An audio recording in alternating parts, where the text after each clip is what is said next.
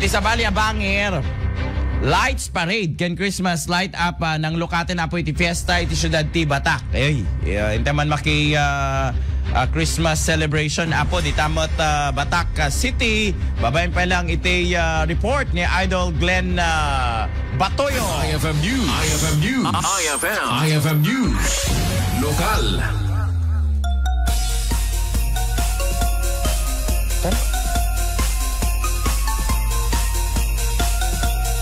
Naragsak nga linukatan ti syudad ti Batak ti may ka 448th founding anniversary babayan ti tinawen a lights parade ken Christmas lights up iti syudad idi kalman ni Melda Cultural Center. Daytoy nga pasken ket pinagpasetan amin nga taga Batak mapaubing man lakay baket ken amin nga departamento amang bukbukel iti LGU Batak.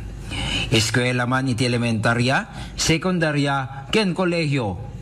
Dagiti barangay officials ken na dumaduma pa kameng iti non-government organizations.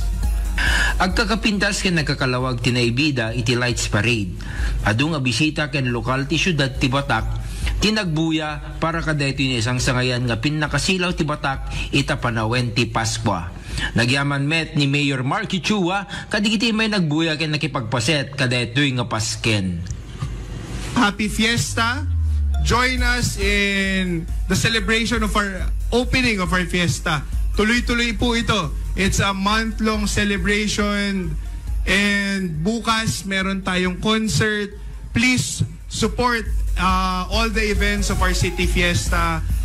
And ito po, papailawan na natin. Alam ko excited na tayo. Please mag-picture tayo ng marami, mag-video tayo ng marami.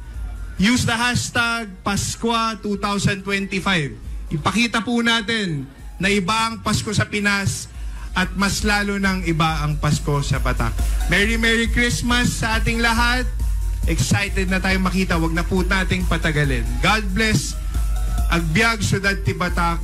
Thank you very much and God bless you all. Naglepas met iti Christmas lights up iti fireworks display ninsagana iti syudad ti Batak.